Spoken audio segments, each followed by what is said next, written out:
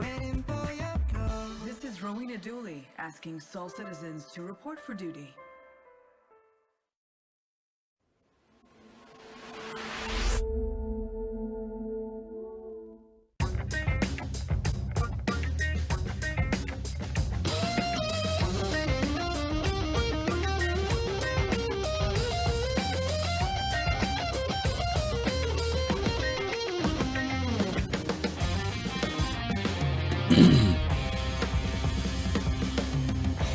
Awesome.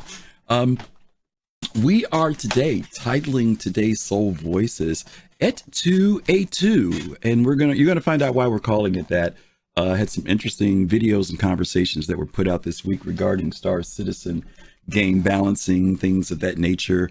So we're gonna kind of cover that a little bit. But as you guys know, this is Soul Voices. This is our Saturday show where you guys get to come in and talk with us one-on-one, or talk with me one-on-one. I don't have a guest this week with me, but you do get to come and share your thoughts excuse me, about the subjects that we're going to be talking about in relation to Star Citizen. We pull our information from Spectrum, we pull the information from Reddit, and we do industry news. And so today we're going to be hitting those platforms and talking. Last week we had a fun time last week with our Happy JPEG Day, and had some great conversations and great input from that. And to my buddy Cosmic, who got a chance to check out the show, he said he really enjoyed it, and I always appreciate his thoughts on what we produce here at Soul Citizens.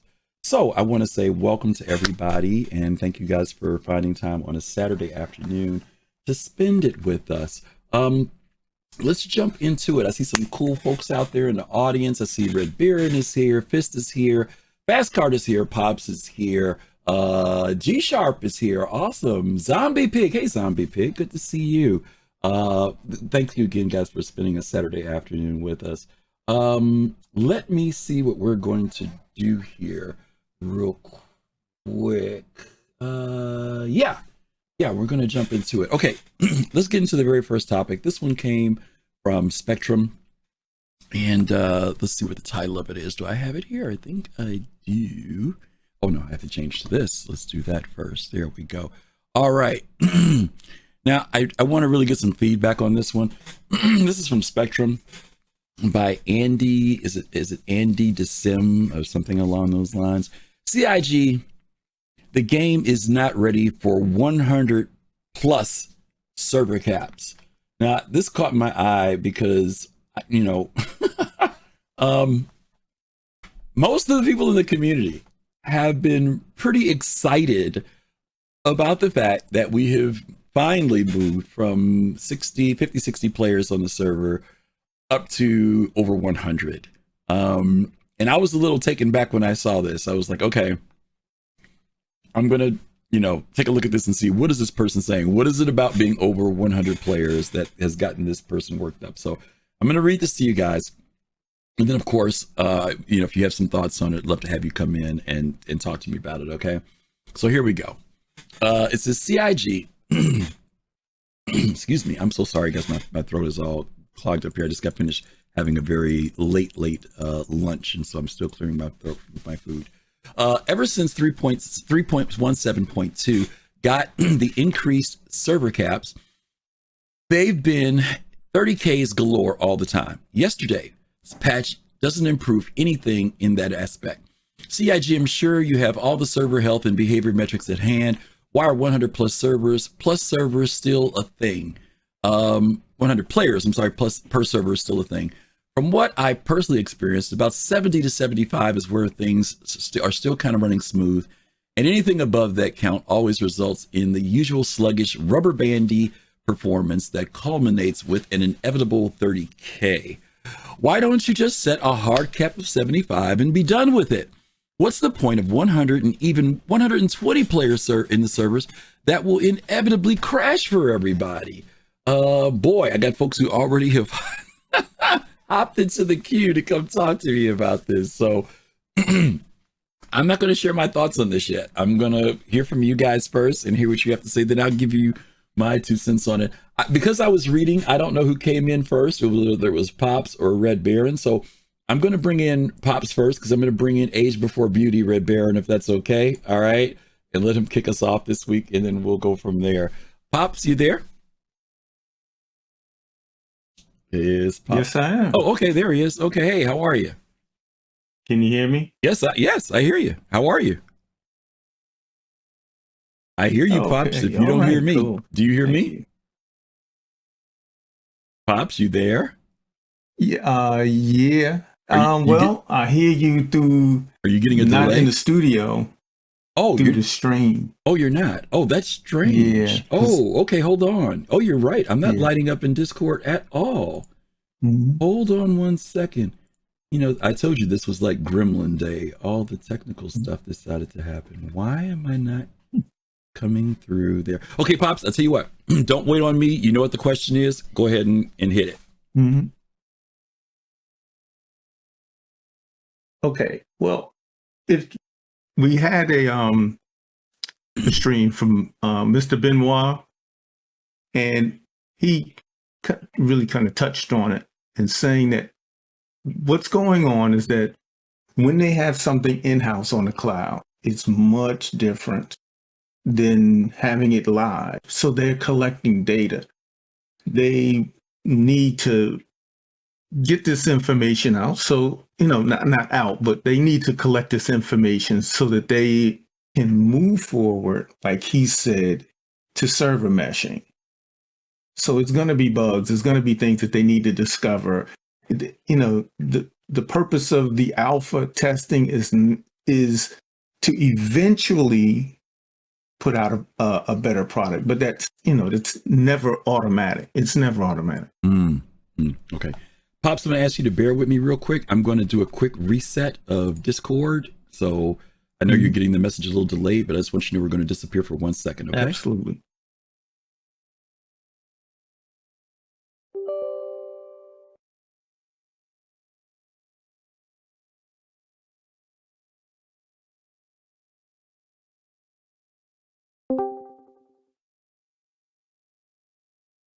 Okay, am I still not coming in? I'm still not coming in. That is weird.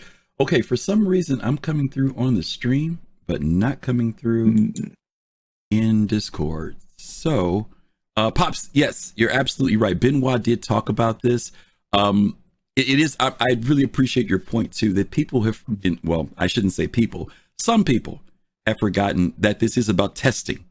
And it sounds like what he wants to do is see the game be in a playable mode, have a playable state, versus forgetting that even if something is moved out of PTU into live, it's still intended for testing. And the only way they're going to find out how to get rid of the 30Ks and how to get rid of the bugs is to let us play it as a large community. CIG has told us quite often that the Q&A people or the quality people and even Evocati aren't enough to find everything that goes wrong with the game. So you are absolutely right. That is definitely something that as players, it can be frustrating, but we still have to keep in mind, right? Right. But you bring an excellent point to it, and people do forget. They think the live version, that live version means that everything is done, everything's fixed. And that's kind of that is CIG's an issue. They're putting together all these great features, like let's take mining, for example. They to work on it, and people get excited. Now they're going into salvage. People are excited about these things, and they want to get in them and do it. And it's kind of a catch-22, I guess you would say, for us. But we're in development. Absolutely. Okay, Pops, thanks much. I appreciate you as always, okay? I'm going to pick up where we left off at here. I know Red Baron is still waiting and standing by, so I'm going to bring him in real quick. Red Baron, how are you? Yes, I can hear you. Yes, you can hear me. Yes. Oh, thank you for your patience, man. I appreciate it. Yeah, so what are your thoughts on this about CIG, that they shouldn't have 100 plus server caps, that they should bring it down because they know if it's at 100, we got problems? Yeah, I keep hearing this since we had 50 players on the server. People were asking for 25 or less. Keep the servers running. But I think CIG also tried to tell us, like, well, it's not about the players, but where the players are. give the problem. So if everybody goes to a different spot in the server, it has more problems than have people on in one spot. Yes. Yes. There's And go ahead. and there was the problem with all this. The server crashing and so. At least in the past, it was this. Yes. So I think this person that was complaining about this is unfortunately wrong about the 75 players. Mhm. It just takes a little bit longer until the 120 people are spread all over the server. That's what I think about this one. If I remember correctly, Red, didn't they also say that not all the servers were set at 100? Some of them are at lower numbers. There's some that are at higher numbers and some that are lower numbers, right? Yes. Only you don't see them in front with how many are the max, of course. Mm-hmm. When you go into a server, the one is 101, the one is 120, the other one has 80, I don't know. But that's only when you see when you open your Mobi glass when you're in. Right. And not before. Very good point. I don't think that will help a lot what this gentleman says. So. Okay. All right. Thanks, Red. Appreciate it. Okay. All righty. Yeah, I mean, Red mentions a good point. This isn't an old comment. People did. It sounds kind of weird, but even when we were 50, I remember one time we went up to 60 or something like that, and it went back down to 50, and people were like, "Oh, it plays better at 50. Let's play it at the lower number." I don't know. Maybe just because. I get the whole thing that people want to be able to play the game and play uninterrupted, and maybe crashes happen at the worst times possible. But for me, crashes are way less than they used to be back in the past, but that's just to me. I'm going to bring in Fist to Face now. Fist, you there? Yes, I'm here. Hey, buddy. What's your thoughts on this one? All right, I'm going to be a little sarcastic here. Okay, first let me ask you a question, Grip. If you know, or anybody in the chat knows, what was the last stable patch that we had? I want to say the most stable that I remember it was 316. Right after, and maybe it was 314, but I want to say it's 316. It was right after they got rid of the 30Ks. It was right after they announced it, and we didn't expect that. And they said, "Oh, by the way, we've minimized 30Ks." To me, I think I remember the game seemed pretty good. I remember we had a couple patches that weren't so bad. You know what I mean? And I think remember because we talked about how we kind of got spoiled because we had a couple patches that came out and things seemed to be pretty good when they went live. But but it ain't that often. Right, it's not that often. So let's say for example, okay, you said 316, right? Mm-hmm.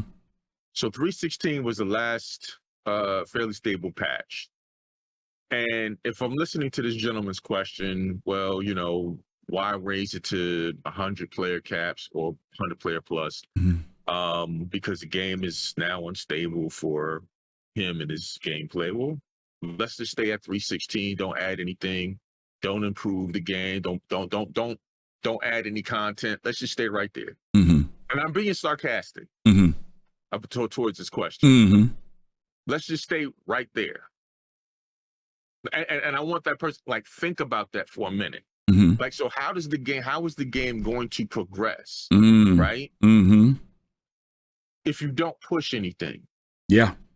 Good point.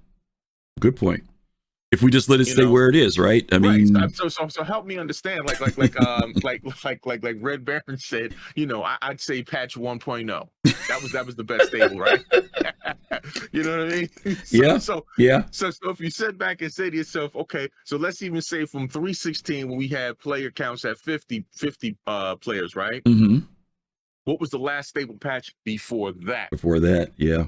Where player counts were maybe, I don't know, at one point you guys used to talk about before I even came in, player counts were at 25. Yeah. And that was stable then. So why don't we go back to that and stay there? Yeah. To your point, your sarcasm's right on the money. In 1 second we want, well, I'm not saying this person does, but for 1 second we want more players to be able to play so we can have our friends come in, our orgs can get involved. But at the same time, the pain that comes with it makes some people say, no, I don't like when I'm carrying my cargo and my ship messes up or, whatever the case may be. Right. And it's not an old, like I said, it's not an old argument. It's not an old argument. And I get people's frustration, patience, and things like that. And again, you know, I don't know what this person or however these people who have this idea that they're looking at the game, you know, right, as their sole game, you know, maybe that's, I mean, that's their prerogative if they want to play Star Citizen, you know, alone at this time. Right. That's up to them. Right. But again, you know, just as a suggestion, I mean, find something in the meantime. Yeah, and we're not saying that when we say that mean, right? We're always just telling people, don't frustrate yourself, right? Don't frustrate yourself. Play something. If it's too unstable for you, find something else to go with. You know, because and I feel for CIG because it's like they're caught in between a rock and a hard place. You know, with a lot of times because it's damned if they do, damned if they don't. Right, you're right. Okay, all right, Fist. Thank you, man. No problem. Some good insight as always from Fist to Face. J2 smiling, good to see you. And J2 says something I think is important too. He says the game is currently unstable due to the item streaming and server updates that they did. Increased player caps is just a symptom of that and not the cause. So yeah, I mean, again, for those of you who've been around any length of time, this is not unusual. If you're fairly new to the game within the last couple of years, just know that this is the way it is, and and that it is better than it used to be. So just kind of hang in there with it, okay? It will get better. Let's move on to our second piece that we have from Spectrum. I'm gonna get my stuff straight back here because I was all over the place. This is number 2, and number 2. This is actually why we titled this show what we did this week. Remember I said the title of this show is Et2A2, you know, Et2 Brutus, you know, U2 A2. So we're gonna talk about that a little bit today, okay? Let's change over to that one. None of my buttons are working here. I had to reset everything, gang. So please forgive me for the goofiness of my technology today, okay? This is a post that was written, and some of you may already know what this is referencing from a video that was put out by Morphologist. But it says, for all the players concerned about the A2 by Saint Micah. So for a while now, I've been working on picking a side, but when the things have come to mind, should we nerf the A2, buff it, or change the way it flies? And well, no, I cannot find any reason to change the A2, honestly, none at all. This is no different than the humble prospector getting nuked from orbit, and what do we always say? You should have hired an escort. Let's be honest. That is a true statement. If you go to Jumptown solo, or even with just a handful of players, you have no room to cry about the A2 taking you out. Now, if you show up with 20 or 30 players as an org and still get nuked, and that is on you as the org leader, not the training troops, taking control of the air and setting up ground reinforcements. No different than how a mole or prospector should have escorts that scout and secure the work zone. Excuse me. So next time I see someone QQing about chat about if it will tell them the same thing, you should tell them to hire an escort. Okay, this person was kind of weird with their language, but that was their grammar. Let me say this. I have some discrepancies with this particular one a little bit, and I'll talk about those in a second. But some of you know that there was a video that was put out within the past week with Morphologist, where he was at Jumptown doing doing drug runs and stuff. And a guy came in, flew in very low with an A2 and bombed them. And he went on to what some people would consider a rant, saying that it was unfair, that CIG needed to do something about it, that the A2 was OP, that there was nothing that could be done about it, that it was basically just a balancing issue that needed to be fixed. Okay. And understandably, there are plenty of balancing issues in Star Citizen that aren't fixed yet. And I think that we all know that, at least if you've been playing the game for any amount of time, you know that there are balancing issues in the game. I will not share my thoughts yet. I'm going to let some folks come in and talk about it, and then I will tell you my thoughts on this particular one. But I titled this U2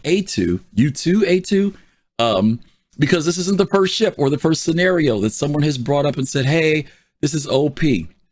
For those of you who are around recently, remember when the Ares came out, people were saying, oh, it's OP. Or the Redeemer came out, oh, it's OP. I mean, when the Saber came out, oh, it's OP. I mean, this has come up over and over again. I think the only time people said something was OP and they said leave it that way was with with the new Scorpius. But the A2 now is being the subject that's been come up now that people have been talking about. Okay, so yeah, let's take a look at it and see what folks have to say. I'm gonna bring in back in the same order I did before. I'm gonna bring in Pops first. So Pops, you there? Hey. Yeah. What's your thoughts? Well, okay. Morph's a good man. He's helped me out in the past with the Tobii eye tracker. But this is the point. We all get upset when we die. Yeah. It comes along with gaming. Yeah. Death in gaming is inevitable. But Pops, is it that we get upset when we die, or is it that we get more upset when we feel it's unfair that we die? I mean, because I think he felt what was going on was unfair. You know what I mean? That's the impression I got. Like, is it because of the imbalancing? Because the ship is overpowered? It's like, what can I do against this thing? That was the impression that was given. I can't do it. The A2 is too much. That bomb coming in is too much. And he thought he said it was a suicide run. Some people have looked at that video and said it wasn't a suicide run, that the guy just couldn't handle the ship very well when he pulled up because he flew so low. So I don't know if that was the case or not. I don't know too many people who are going to do a suicide run. If you do a suicide run, you ain't around to celebrate. You know what I mean? So I don't think it was a suicide run either. But, I'm just saying that's the angle he was coming from. That was too OP, because I don't know if you saw the video. He was in a Centurion and they were trying to shoot it as it was coming in, kind of thing. But go ahead. I'm sorry. I just want to put some background on that a little bit. Yeah, no, this is Star Citizen. It's okay. So you don't have dungeons where you go in and you raid in the dungeon and you get the loot and you do the regular MMO thing. Right. This game, you have to slow down and you have to plan. Okay. You have to prepare. Okay. For scenarios.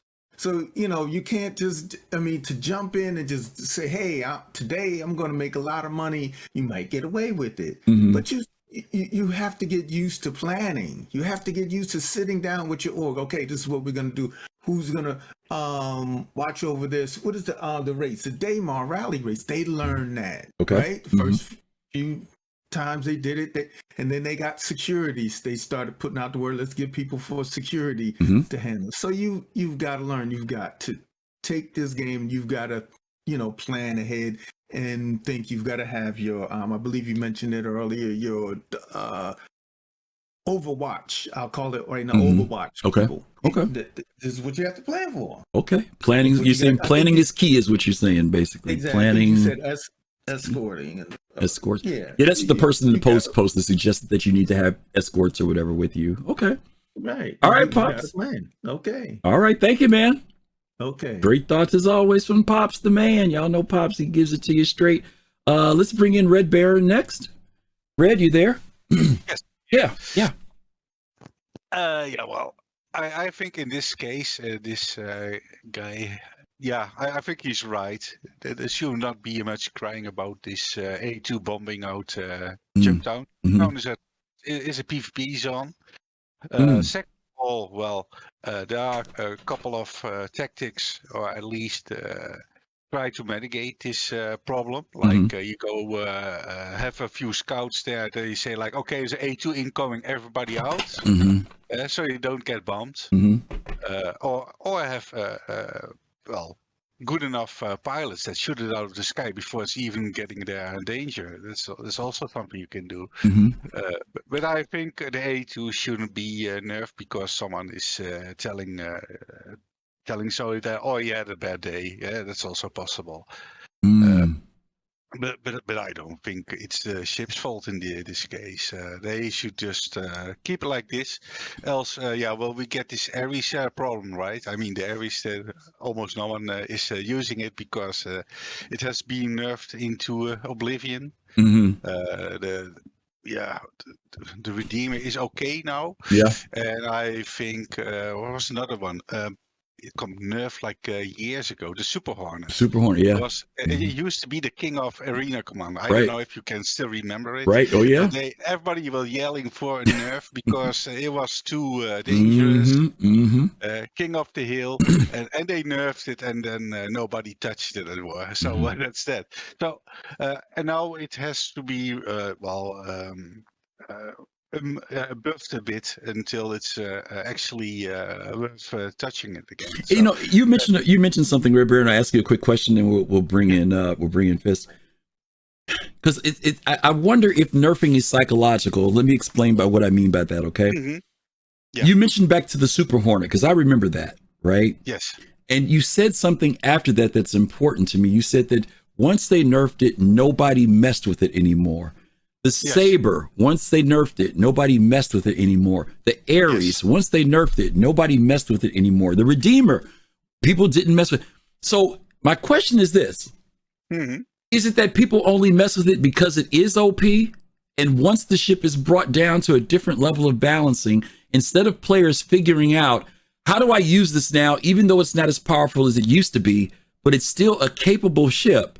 How do I use it in combat? Or is it the fact that the ship has been lowered so low that it really, in reality, is no longer useful? I'm just curious. I'm not saying either one. I'm just kind of curious. What do you think? Yeah. What I personally did, you could have a point there, by the way. But what I personally did was I took on purpose a lower spec ship and see if I can do better or the same as with the current, the King of the Hill. Used to be King of the Hill. So you can actually kind of balance it from there and see if it is really still smart. That's smart. Yeah, not as good as it should be. So what the first time when it happened to the Super Hornet, I'm like, hey, what the hell is it going on? I'm losing wings left and right. It's not right. Yep. So I thought, you know what? Maybe I imagine things or something went wrong. So I went into my adventure and nothing happened. Like, okay, this is not good. So they did something horrible to the Super Hornet that was not good at all. Yeah. So I took it out, the Super Hornet, not so long time ago. I know it is somewhat better, but still not where it should be. I mean, it's a medium fighter, right? Yes. And I appreciate the fact that you did that, because at least you did check to see what was the impact of the nerfing, right? Yes. I just know a lot of players, they seem like they're not trying to maybe build up their tactical or flight skills, you know what I mean, or their awareness. They just get that ship that they heard was powerful and they jump in it.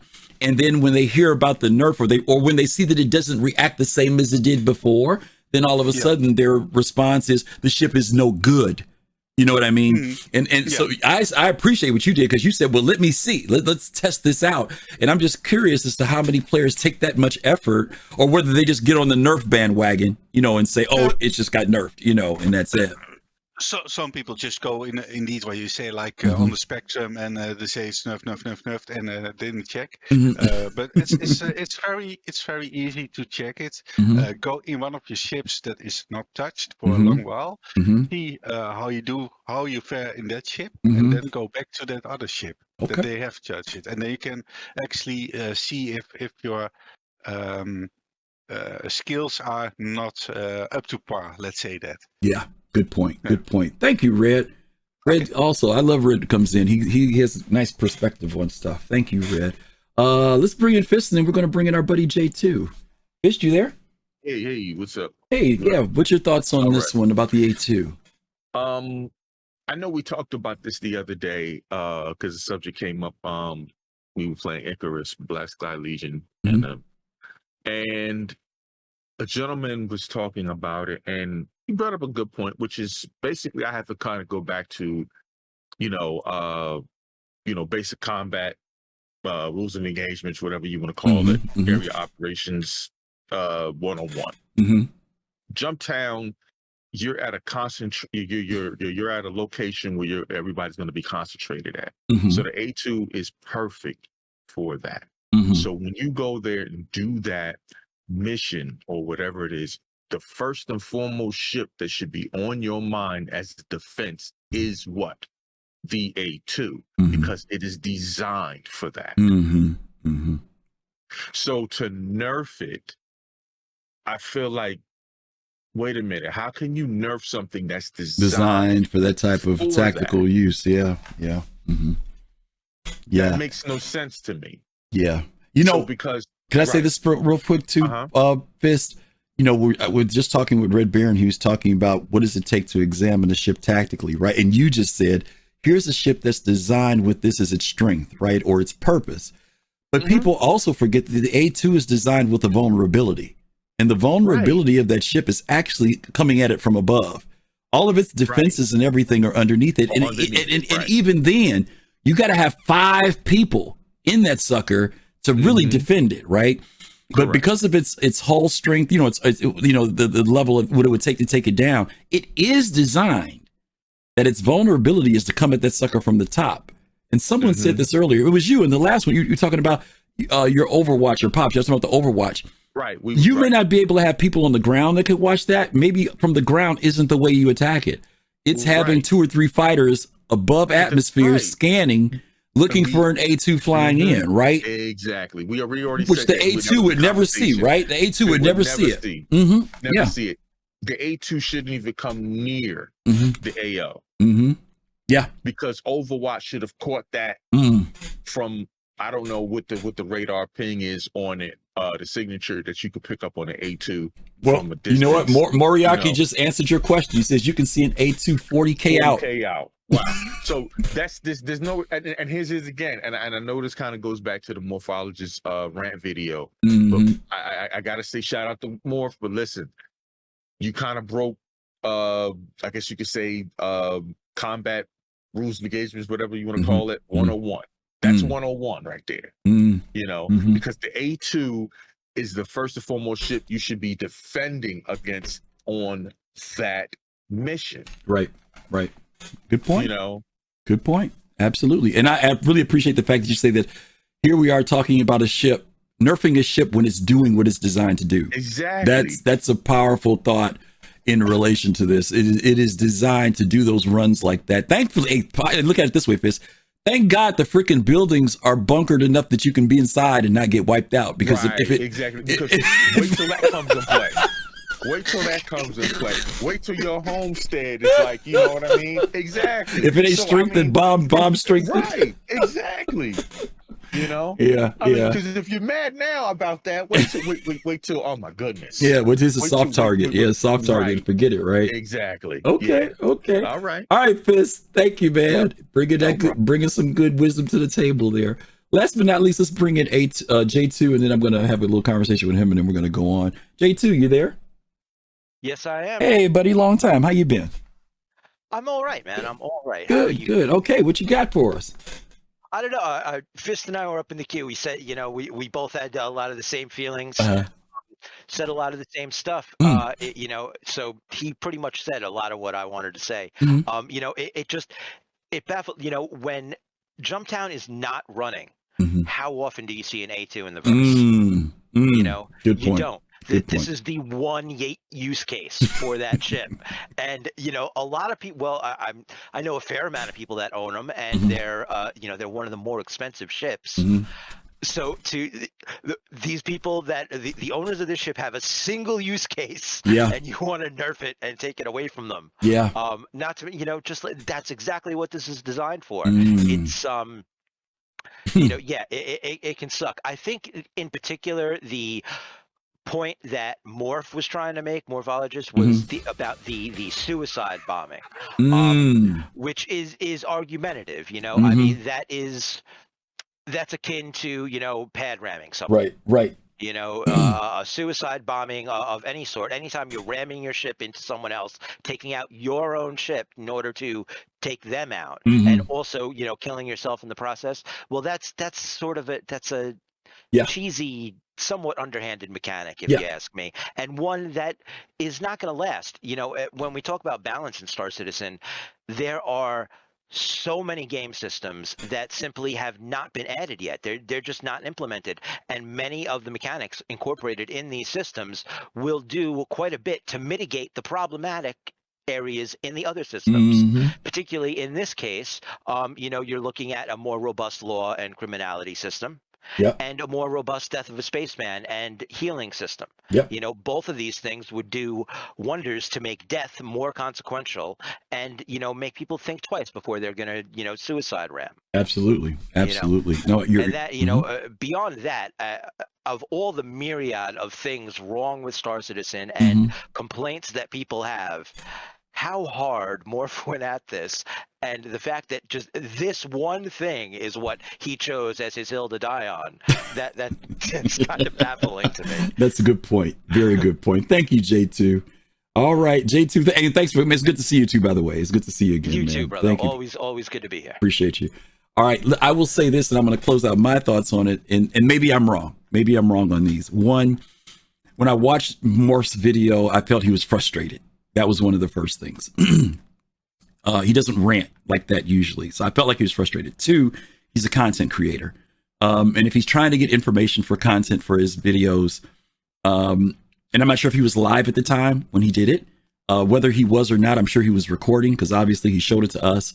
I'm sure if he's trying to create content, it's frustrating when you're trying to do that. And, you're maybe getting to a certain point where you almost got your stuff. You've been spending a couple hours doing something. All of a sudden, something like that happens.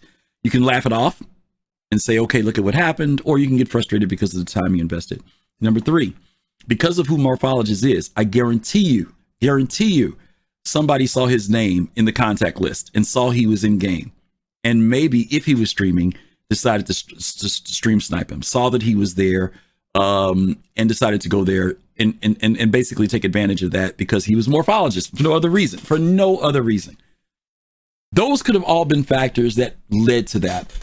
At the same time, Morphologist isn't the only person who's had that happen to them. They are doing Jumptown, and I think Shady Phase, I saw you say that in the same thing. J2 mentioned it. Fist mentioned it. The A2 is designed to do that type of thing.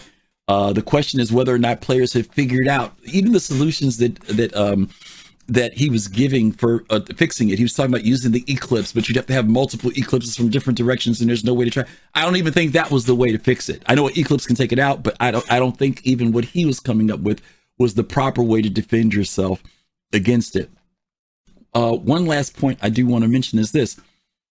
We've gone back and forth about this conversation about Star Citizen okay, how can I say this? You can come into Star Citizen as a solo player. You can come into Star Citizen with a group of friends. You can come into Star Citizen with an organization, right? I'm not so sure how CIG will balance this game, or they will balance this game so that it satisfies everybody. I know there are players who play by themselves. They want to play by themselves, whether it's just because they enjoy solo play, whether it's because of social interactions, they don't, deal well with working with other people. I don't know, but I know there are people who play solo. I know there are people who just have a close group of friends. They're not trying to get into a big org. They're not trying to be around 100, 500, 1,000 players. They've got 6 or 7 friends that they want to come to the table with and play a game. And then there are those who do sit in orgs with 1,000, 2,000, 5,000 members and play. How do you satisfy all those players? Can every mission be accessible to those players? Can all those people, each one of those groups of players, be able to come to the game and have a satisfying response to it? Now, for those of you who play any other type of MMOs, you all know that there's some missions you just can't do by yourself. You just can't, as much as you may want to. You could level up and get to the highest level sometimes in some games and still not defeat that boss that's in the cave, right? I mean, you just can't. You need 2 or 3 people. Maybe you need more than 2 or 3. Maybe you need a horde of people to help you do it. So to say, I want to go in, I've been playing Mortal Online and I was watching some of my friends play it, and there's this part where you go after this king. I can't think of what they call the guy, the Monitor King. And getting to the Monitor King, when I watch people go in to fight the Monitor King, I've not seen a solo person run in and do that type of gameplay. There are about 30 people. And in the route of 30 people going in, at least 10 of them die before they even get to the Monitor King. Then when they get to the Monitor King, maybe another 10 of them die. There's no way to do that part of the game solo. I don't care how good you get. And so for a player to say, well, I want to be able to be as a solo player, I want to be able to go in and fight the Minotaur King. I don't know how realistic that is. I don't. I know I think this is an unfair request. I think it's an unreasonable request. You may want to do it, but I personally think that would be an unreasonable request. Can I go to Jumptown and solo it? You might get lucky enough to do that. I've done it. I've known people who've gone to Jumptown. Nobody was there. They thought somebody would be there. They got there. Nobody was there. And they took the risk of loading up their ship. They may have spent 5-10 minutes. They were sweating the whole time. And fortunately, they got their ship half loaded, a quarter loaded, fully loaded, and they were able to fly out of there and leave. And they were lucky. And then there are the people who arrive at Jumptown, and within a couple minutes, man, the A2 shows up and wipes them out. I just think that this requesting about nerfing ships when things don't go our way is something we have to be very careful about. And I think that the points that were raised about how the A2 Shady Face said it, J2 said it, other than when Jumptown's up, you don't see, unless somebody's out with an A2 practicing with it, that's about it. As far as it having a purpose in the verse, it's not there yet. So yeah, let's take a breather on that. Let's see how things go. Believe me, balancing isn't there. This is not the way the game is balanced. Let's pray, like Fist said, that they don't make us completely with soft targets where people can bomb you and, you know, maybe the concussion will hurt you, but you won't die if you're in your house or in your homestead, you know, because that would be really devastating. But, you know, someone said it earlier. I think it was, Mad Style. And hi, Mad Style, by the way. He said that, you know, there's going to be suicidal tendencies. As long as the game isn't balanced, as long as you have something, there are going to be people who want to go out there and they don't really care about, you know, they're just going out there to have fun from their aspect. That's all they're out there to do. They're out there to cause chaos and mayhem. And that's okay too, to have chaos and mayhem. That's in our world and that's in our existence. I do want to give a shout out to I hope I say this right, Moriokiri. Thank you, Moriokiri, for the 5 gift subs. For those of you all who got gift subs, y'all give a shout out to Moriokiri because we do appreciate you for doing that. And thank you, Pops, earlier also for your sub that you did as well. Really appreciate that. Okay, let's hit our third topic here, which I know will also generate some great conversation. This one came in from Johnny Depp 72. Question for people with massive fleets. It's a question for you who have massive fleets. Now that you've purchased most ships, what are you going to do when the game comes out? What's the point of playing for progression when you start with everything? Does this make the game more or less enjoyable for you? For those of you who have massive fleets, now I don't know what a massive fleet is, and you guys know that there are players who have a 0 to a hero plan for playing Star Citizen. They literally maybe have only bought the starter package. They've only paid the $45. They've got a Mustang, they've got an Aurora, they've got something like that. And they want to basically earn their way through the game. That for many of you, you all know that in the early days, all ships were not accessible unless you had backed and supported the game. So there were some ships you could get in game. At one point, you couldn't get any.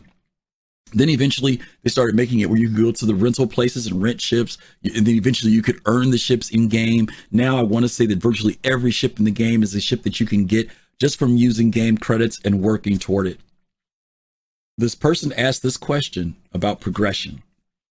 And I think there's some assumptions in this question, but he does leave it with an open end, I think, which is reasonable. Does this make the game more or less enjoyable for you? So let me bring in Pops, because I know he was the first one down. So let's bring him in and see what Pops has to say. Pops, you and that massive fleet, what are you going to do, man? You're going to be bored. What are you going to do? Oh, well, like I alluded to on the last week's question, I'm going to go back to my Polaris. I'm going to take my Polaris out, fly it around the space station, and put it back in. You just gonna satisfy yourself, in other words. You just gonna be happy just doing that for you, huh? I'm gonna put on my music. I'm gonna go around maybe 3 times. And I'm gonna put it back in. Okay. Pops, do you have what they call, I don't know what, again, massive is a relative statement, you know, and when I think of a massive fleet, I'm thinking about people who have let me be honest, what's a massive fleet? I'd say 10 ships or more.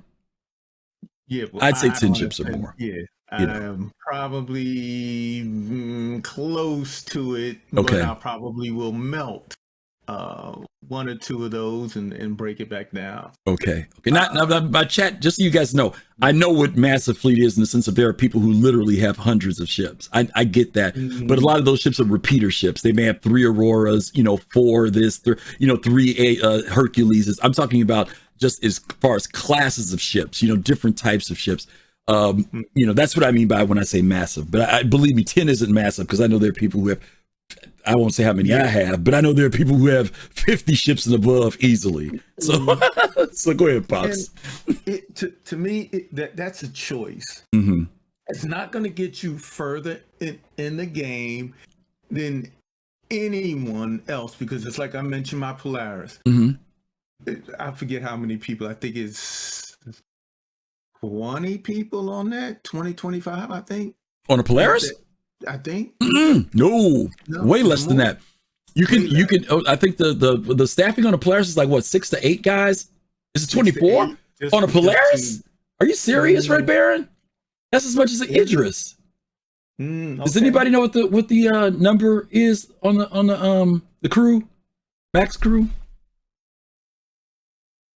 What's the max crew? Anybody know for Polaris? Somebody can pull it up real quick and drop it in for us. Because I thought it was less than that. I didn't think it was like 24. I thought the Idris was like 24 and the Javelin was like 80. 14. Thank you, Mr. Wolf. Oh, it was 14. 14. Okay. Yeah, it's a little more reasonable. Yeah, okay. That's still quite a few people. Still quite a few people. Mm-hmm.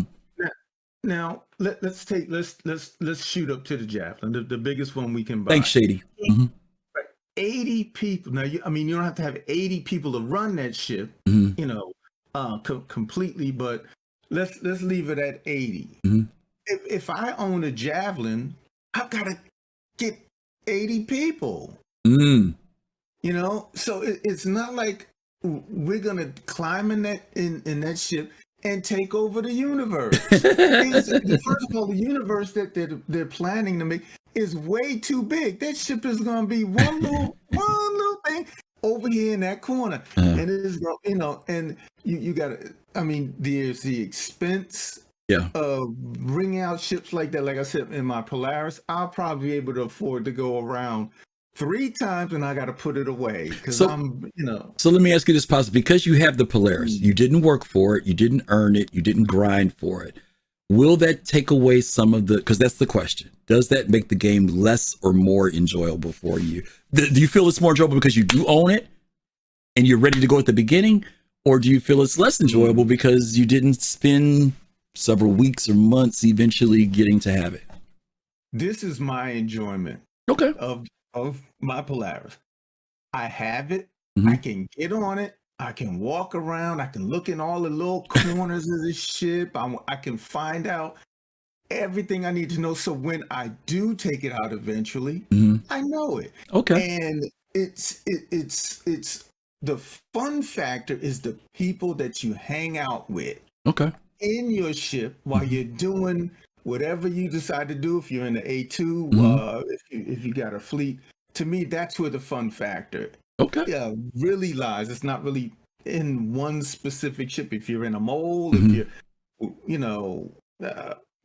the smallest of ships. Okay. So for you, it's the social dynamic has just as much, if not more, value than the progression aspect of it for you. Exactly. Okay. Exactly. Okay. All right, Pops. Thank you, man. All right. Hang on to that Polaris, brother. All right. Let's bring in Red Baron. Let's see what he has to say. Red, you there? Yes, I'm here. Yeah. Oh, of course, I can say that I'm going to fly my JPEG towards Pop's Polaris. Land it there. I think that's a great idea. Okay. I think a lot of people missing out that a lot of people who have those big fleets, you can join the big ships and crew them and have as much fun as the other ones with those big fleets. So, that's it.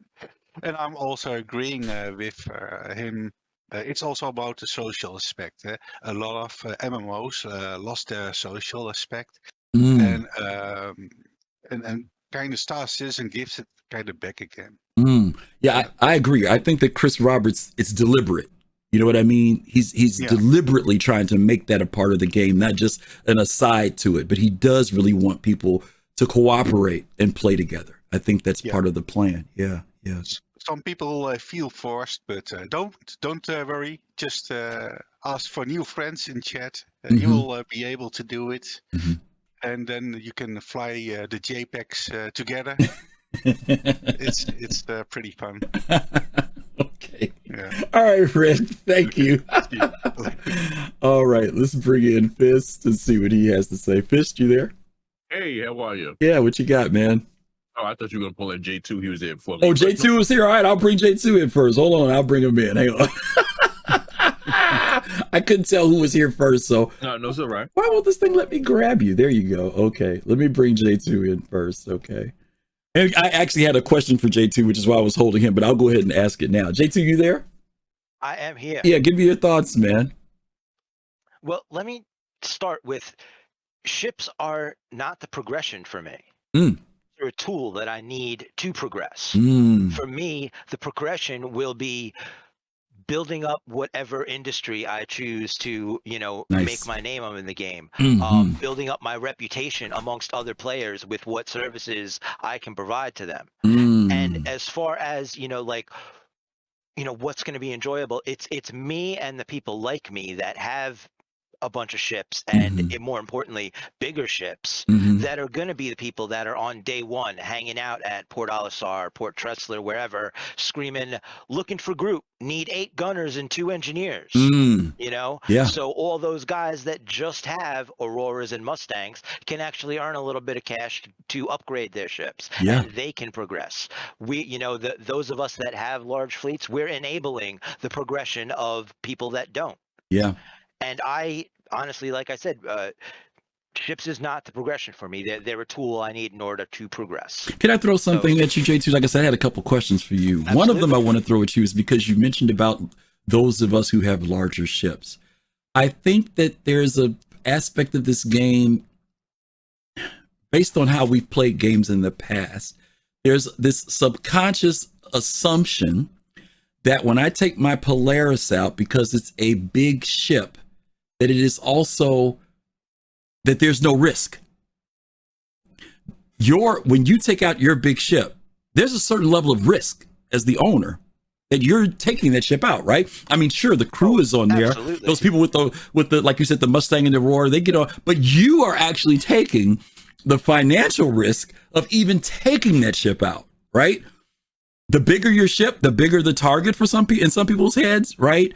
If I'm flying in, the higher the risk. I'm the one that's going to incur those insurance costs. I'm the one that's going to have to replace any parts and do all that stuff. You know, back in the golden age of sail during the the high pirate and privateering era, they did a thing where if you were on a pirate crew, you got a share of the booty and everything was shared up, and a certain number of shares came right off the top and went to the ship before any of the crew even got a cut, just to cover repairs, outfitting, all that sort of stuff, just the logistical costs. And the owners of the ships are the ones that are going to incur the majority of that.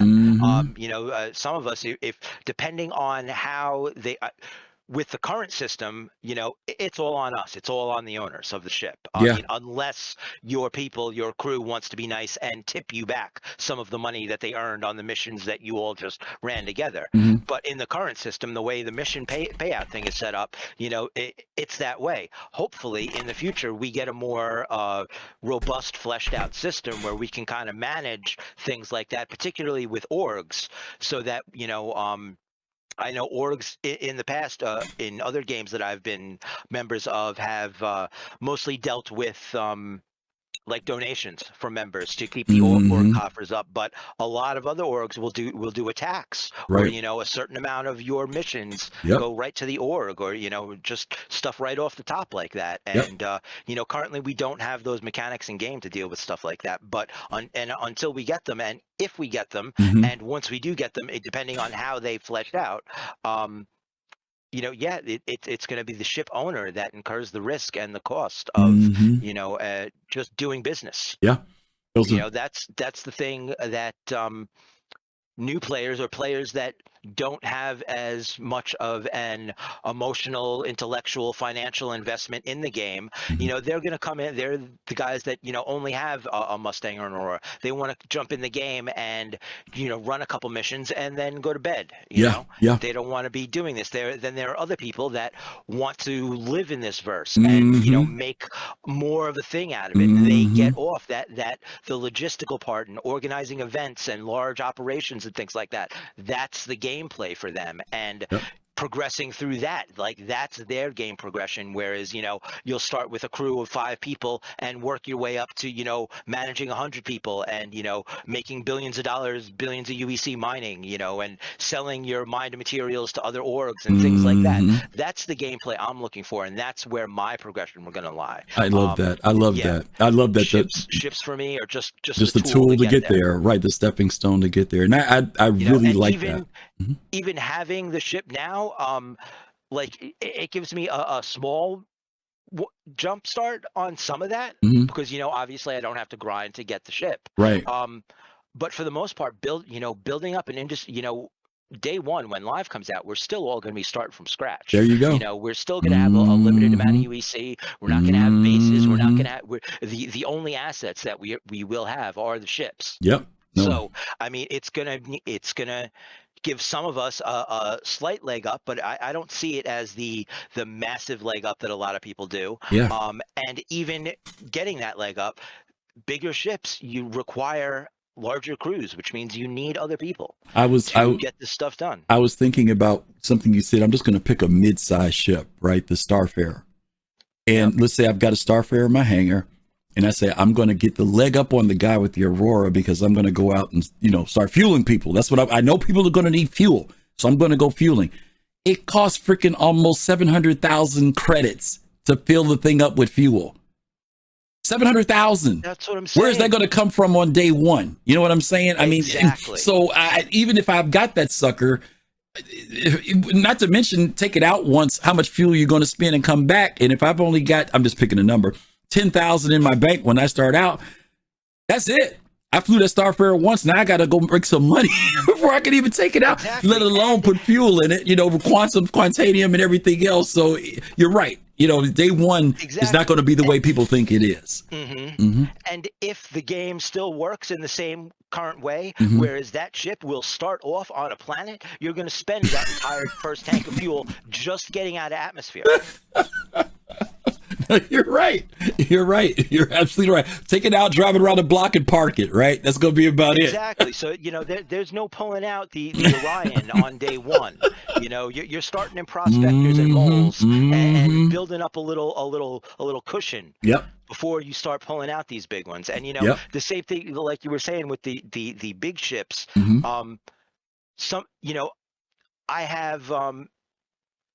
I have a certain type of gameplay that I have in my head, and that is small crew kind of gameplay. Anything more, half a dozen to a dozen people, that's roughly where I want to be.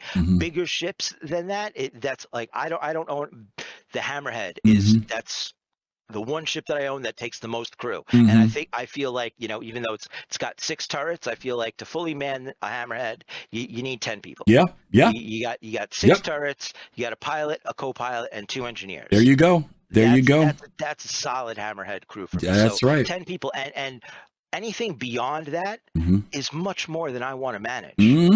Good point. I don't own anything bigger than that because, I haven't invested in any, I don't own Endress, I don't own a Kraken, I don't own any of that stuff because I don't want to manage that many people. Yeah, no, you're right. And listen, my ego is not big at all. I'll jump on your ship and work for you and get paid, then take the risk of taking my ship out.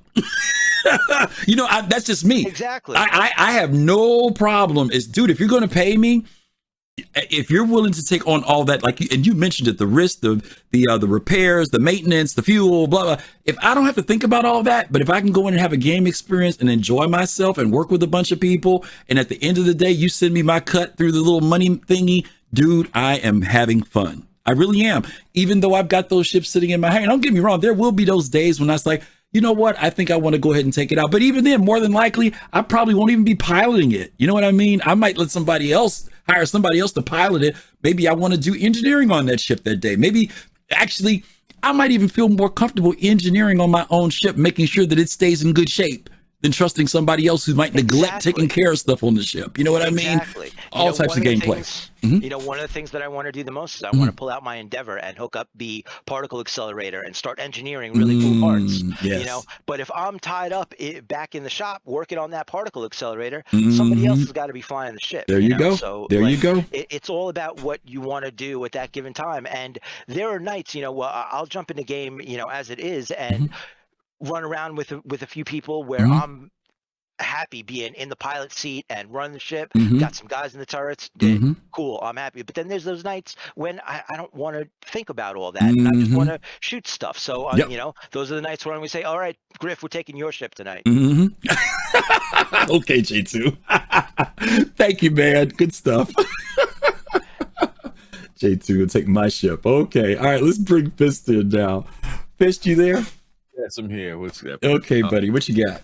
Okay, so my take to the question is I look at it like this. I don't have a large fleet, but I do have some ships that are big in size that are multi-crew. For me, I look at it as gameplay within gameplay. Okay. And let me explain. To have a big ship, obviously, like others has talked about before, is that you have to have a crew in order to operate this ship optimally, right? Now, actually, you can go out and buy, you know, hire NPCs or blades or, you know, whatever, but you have to also factor in, like you said, your maintenance costs, fueling, you know, damage, wear, so on and so forth, et cetera, et cetera. So that's gameplay within the gameplay. Yes, buying the ship outright kind of takes away from the progression of getting to that ship. But for me, I look at it as, okay, well, I have the ship. That kind of takes away from that grind of me getting to that ship. But then I have to look at the grind of being able to sustain taking out my ship. Yeah, because it's not just buying it, right?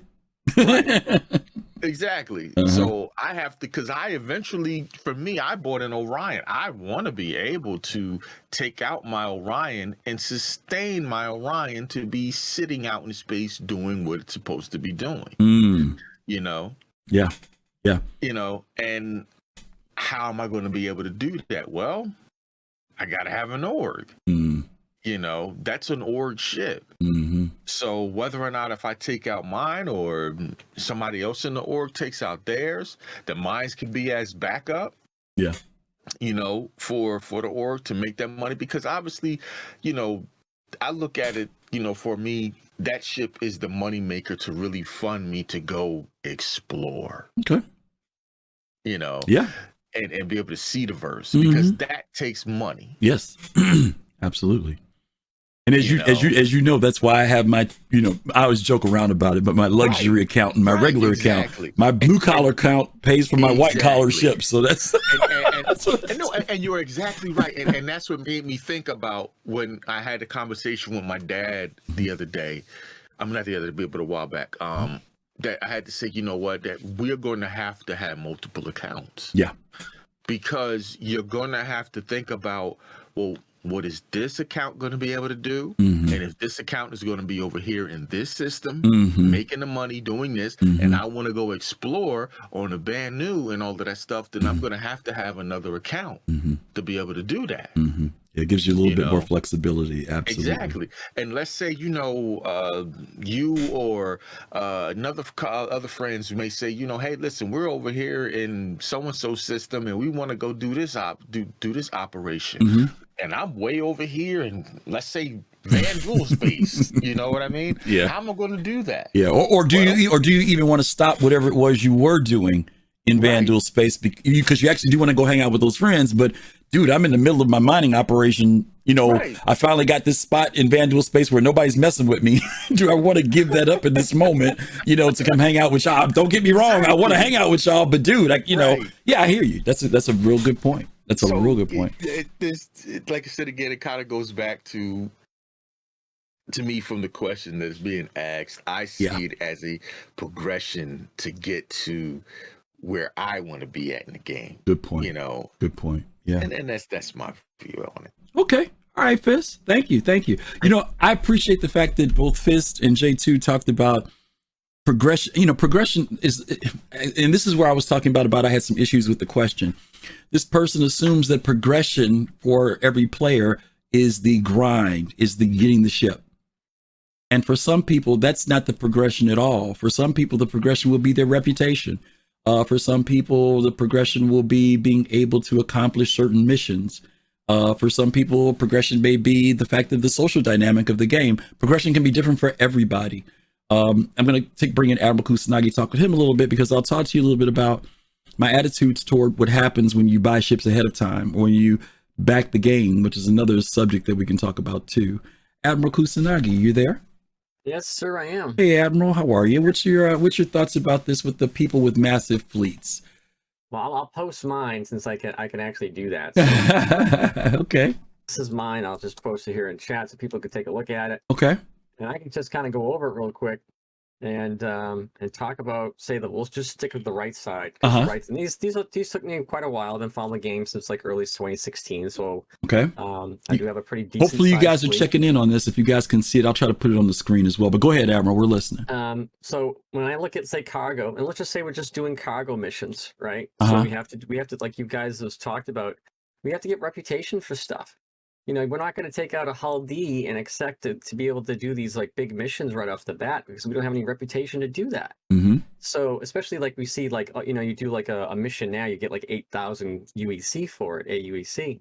So you're gonna start from like a Hull B. So I have a Hull B here, and this is slightly out of order, but I would do like this as soon as I'm able to progress up, and this could take maybe a few weeks if you grind a lot. Could take you 6 months if you know, depending on how you play the game. Maybe you get into a Taurus, because now you can afford the expenses to maintain that ship. But by having this ship, I don't have to actually save up to buy it. I just have to buy, you know, the components, you know, stuff like that. Fuel, because we think fuel could be incredibly expensive, especially different, you know, places away. And I have the Hercules. I did win the merchantman from a Bar Citizen event, a Boston Bar Citizen event, and then I have the Hull D. So that's the way I look at it. Like I started following this game in my late 30s. I'm now 45. You know, I feel like we're all getting old here, and I kind of feel like I don't have time when I'm 50 when this thing comes out, or 52 when it comes out, that I'm just going to grind for ships. Now you just okay. Let me stop you there, because that was one of the things I want to talk to you about. That CIG has even talked about the fact that there are two types of people who back Star Citizen or get involved with it in relation to the grind. There are the people who honestly enjoy the prospect of the grind because they have the time to do it. And then there's another group of people, mostly older people, mostly people who are at a certain financial space, that they back the game and bought ships because they honestly don't have the time to grind, but they want to be able to get into the game and play it. And you just mentioned the fact that, yeah, we are getting older. Some people don't have, and it's nothing against it. It's not that even some people don't have the money to buy the ships or back the game. They just, you know, they've spent their 45, or maybe, I think the average number that people have spent is somewhere around $200, $250 for a lot of players.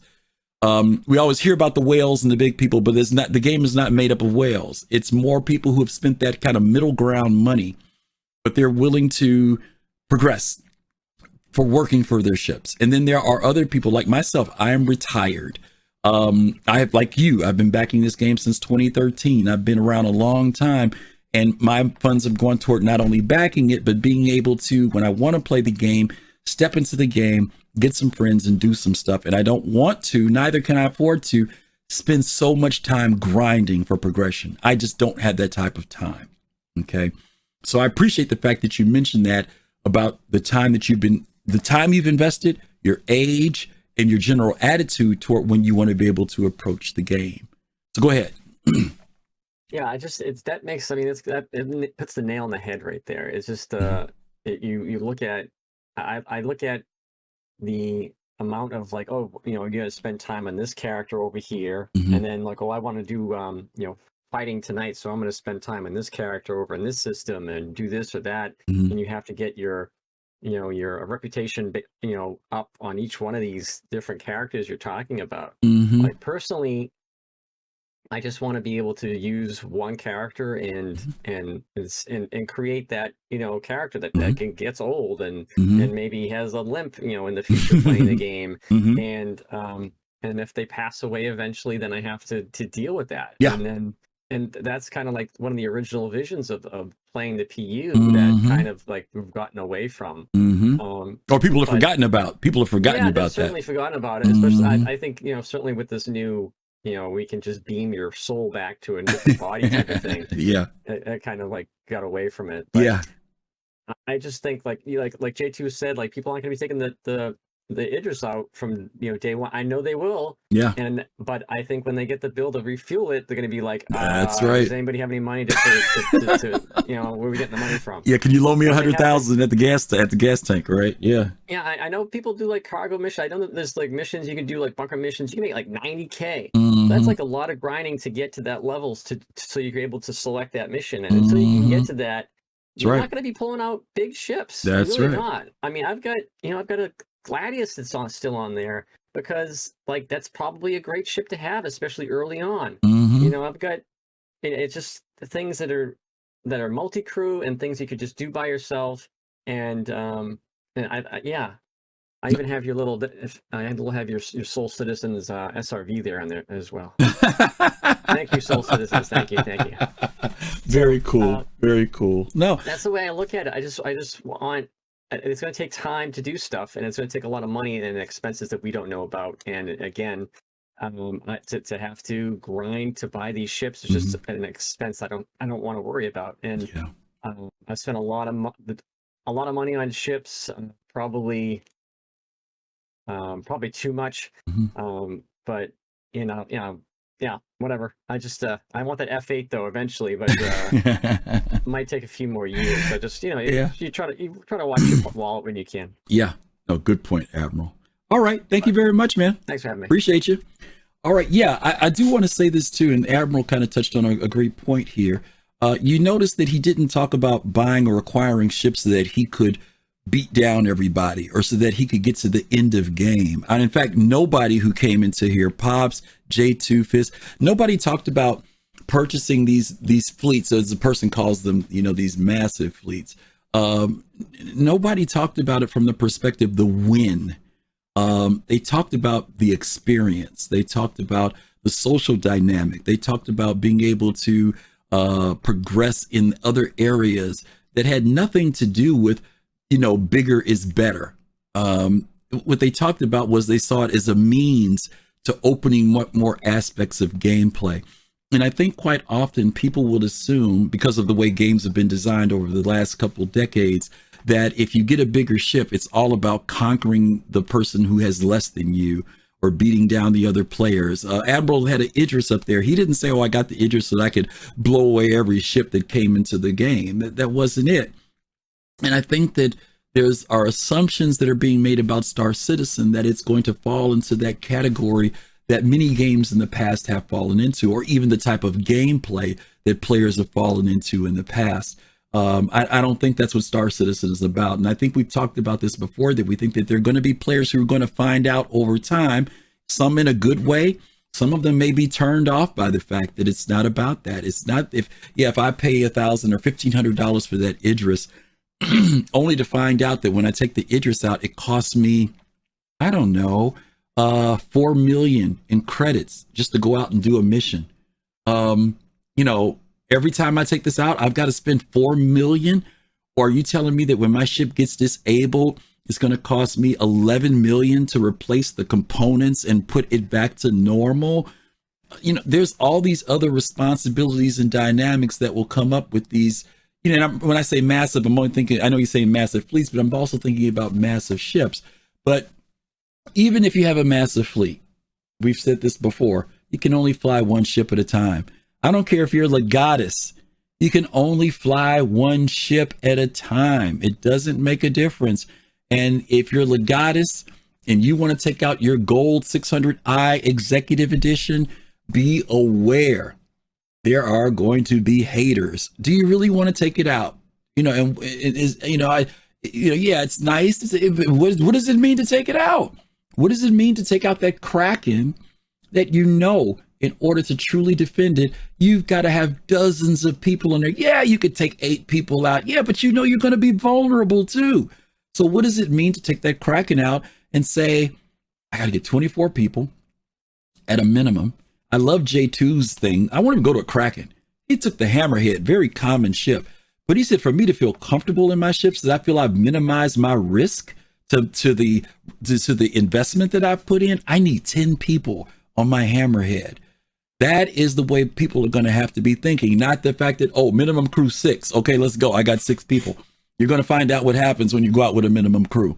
You're going to find out. Guarantee you. You might get lucky, but I guarantee you the time you have that encounter, you're going to wish you had 10 people. Because when stuff starts catching on fire, when components start to fail, and you got to make a decision of whether somebody needs to leave a turret to go put out a fire or leave a turret to replace a shield component, not going to be worth it. Not going to be worth it. So there's a whole lot that's going to be coming with this game based upon what CIG has shared with us. Okay. Yeah. So that's it. I don't hate the people in the 600i, just the ship. Red Baron hates the ship. That's my ship, Red Baron.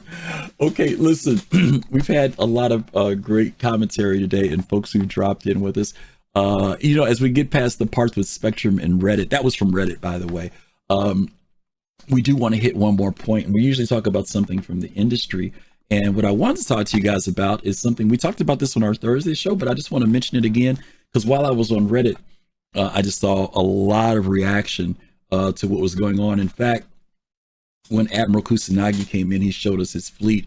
We want to give a great shout out to the folks over at Star Jump Station, Grim. We want to talk about Starlet, and we want to talk about Star Jump. Oh God, how come I'm forgetting my buddy? He was here actually earlier, if I'm not mistaken. The team over at Star Jump, Ender. I had to think for a second. Ender. Thank you, Morty. Ender. Yeah, they've done a fabulous job. Most of you know that this week on Wednesday on Yacht Club, they premiered the Star Jump Station. They premiered it on our show first. I got to say that. They gave us clues, but they actually opened it up that night to everybody in the community. And they did a fabulous, fabulous job. Grim was on with Starlet, with Ender. They talked about this development of this, what's it called? Not Starlink. God, I'm so Hangar.Link. Hangar.Link. If you haven't been there yet, guys, you can put in Hangar.Link. You can go there. And as you guys know, it's a FleetViewer. Grim has worked with many people on this project. Starlet, though, is really the person engineering-wise who's been behind the development of this. They've been working on it for over a year and a half, and it shows. We've all been impressed by the animation and cinematics that they've put out over the last couple of years. The Drake one, the Aegis one, and now we have access to those same elements that they use in those in high definition, beautiful 4K images of these ships that give you a lot of flexibility. You can put the ships in whatever order you want. You can have them from different positions, different angles. You can name the ships the way you want to name. There's a whole lot of stuff in here that complements many of the other fleet viewers, Fleet 42 and many of the other viewers that are out there. They all, in fact, Grim even talked about the fact that he collaborated and spoke with the developers of those other fleet viewers that we've been using for years. And this is just another tool, another iteration of that. One of the cool features that's in this is they have a thing where you can actually just click on, once you've used, by the way, we found out there was something that we didn't know about. There is a Chrome extension that goes along with this particular app. And if you put that extension in your browser, you can click, there's a 4th button that will pop up that says to add your ships in your hangar. All you have to do is click on that and it automatically goes to your account. Does not do anything with privacy issues or anything like that, but it pulls your information and puts your fleet right there on the screen for you instantaneously. It is really, really good. There is a tutorial that Grim has on. I think it's about 14 minutes long. It is worth the watch because you'll find out how to use all the tools. I looked at it last night. You can't just jump right in, but believe me, it's worth looking at the tutorial that he's put together. So take a look at that. And we do want to give a great shout out to them. This is the desktop wallpaper that they created for it. As you guys recognize many of the ships that are up there, you can see the size of these ships, but here's the image that was posted by someone on Reddit yesterday, and you could see how many ships this person put up on their fleet. It's just really a great tool if you're into Star Citizen, and of course if you want to show off what you have. It's great for making your own wallpaper. We do want to tell you guys once again to check them out at Hangar.Link. They also have a Patreon. You can go to StarJump's Patreon, StarJump/Patreon, and if you want to support them, they do have some great subscription prices there. But they're giving us the free access to anybody in the community. So definitely take a look at it. If you feel like it has some value to it, support them, because they continue to support us and bring us a greater reality of the game that we've been waiting on for some time, and puts it right in our hands, and we have a lot of fun with it. So just want to tell you guys, for those of you at StarJump Station, thank you guys, Grim, Ender, and of course Starlet, who did a lot of the hard work behind the scenes on this. Thank you guys for creating such a great tool for the community. And I want to thank all of you who came in today. Thank you for helping us get past our technical issues at the beginning. I had a crash right beforehand, which is why we started late, and then that crash impacted a whole bunch of other stuff. But we are up and running, and thank you. And Fast Car, thanks for jumping in, making sure I was okay. To Adam Okusanagi, to Fist to Face, to J2, to Pops in Space, to Red Baron. Thank you guys for jumping in. And don't forget, I didn't mention this earlier. I was so scrambled in my head because of the technical stuff, that you guys are always welcome to come and talk to us. There's a link that always pops up. These are our community shows. We want you guys to come in and talk with us. Even though I love my supporters who come here every week, we want to grow it and have more voices and hear from more people in the community. So feel free to come in anytime and talk with us on our Thursday show and our Saturday show. Let's talk about tomorrow on our main show, our prime show on Sunday evening at 8 p.m. Eastern time. The topic will be Who Goes There? We're going to be covering this idea of creatures and beings in Star Citizen. Now, this is going to be more of a theory crafting show. We are going to go over many of the creatures that CIG has shown us that they're working on, that they've talked about, but we're also going to be kind of maybe tossing some ideas out to CIG and say, hey, this is the type of stuff that we would like to run into, that we'd like to see in the game. And so for those of you who know, I know last week we did a little, maybe we'll do it today. Maybe I could do it. No, I can't do it today because I'd have to leave the people out in YouTube. And I got 20 people in YouTube, and I don't want to be unfair to them. But no, you know what? We could do it. Yeah, let's do it. Let's do a quick giveaway, Fast Cart. Yeah, let's do it. Last week I did a giveaway, and it was a question that I asked. And so we want you guys to just type. All you have to do is type it in the chat. And because YouTube, you guys can do it too. So just type it in chat. It's not a Twitch giveaway. It's going to be just a question I'm going to ask, and hopefully you guys will be able to answer it. The question is this, and I'm going to change the question a little bit because I asked it last Sunday, and I know some of you were here last week, so I can't give you an unfair advantage on it. All right. So the title for tomorrow's show, Who Goes There, is based upon a book that a movie was made. That is a very popular film, and the movie was called The Thing. The Thing. And it was taken from the book called Who Goes There. Many of us are familiar with John Carpenter's The Thing. John Carpenter made it, but the very first movie, The Thing, was made previously. John Carpenter did a remake. What year was The Thing made? Please don't Google it. If you do Google it, okay, I can't stop you from Googling it. But tell me what year The Thing was made. Ooh, Mad Style. I think Mad Style got it. Let's check and see. I'm pretty sure that's the year. The name of the movie, I think he got it. If I remember, it was 1951. It was. Yes. All right, Mad Style, you win. 1951. Very good. Mad Style he has in the collection. You got all four of the films. That's great. I love The Thing. And the 1951 version is great. In fact, we're going to show some of it on our show tomorrow. It's a great one. So Mad Style, you have won. Mad Style, we'll send you a gift card, Mad Style. How's that? We'll send you a $25 gift card from RSI, which you can use however you want to use. How about that? We'll do that for you. Thank you, Matt Style. We appreciate you. And thank you guys for taking a guess at that one. That's pretty good. You guys know your science fiction. People, at least they said the 1950s. They got that much correct because it was the very first. And if you've never watched it, I'm telling you, if you've never watched the original The Thing, you guys need to check it out. So anyway, hopefully you guys will be able to be here with us tomorrow at 8 p.m. Also tomorrow. Don't forget that today is also Podset Saturday. Podset Saturday is when we have this whole Saturday of shows that are talking about Star Citizen. From where we are right now, at 6 p.m. Eastern time will be Paul Shelley with the Captain's Table. So we want you guys to be able to visit over there and head over and hear what Paul has to say. Him and the panel that he has. He always has great conversations about Star Citizen. And then, of course, after that, followed by Relay at 9 p.m. Eastern time. You guys can hang out with those guys. They are great people who've been around the Star Citizen community since the early days, since 2013-14.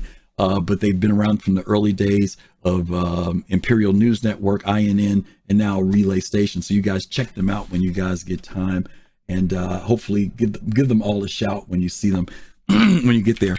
Okay, we are going to get ready to raid Paul Shelley, the Astropub. Matt Style, be sure to send us your... I think you've sent it to me before, but I'd have to dig it up because it's been a long time, because I know you won something a long time ago. So please send me your RSI email address so we can get you that gift card ASAP, okay? Because we really want to get that out to you. We're going to go ahead and raid Paul Shelley with the folks over at Astropub. So you guys be sure to go over and say hi to Paul. Let him know that you came over from the Soul Citizens. And of course, yes, Paul is live today. Thank you, Fast Card. Hopefully we'll see you guys on tomorrow for our show. Who Goes There? So hopefully you guys will be here for that. And hopefully we'll see you guys then. Until then, peace, love, and soul. You guys take care. Have a great weekend. See you soon.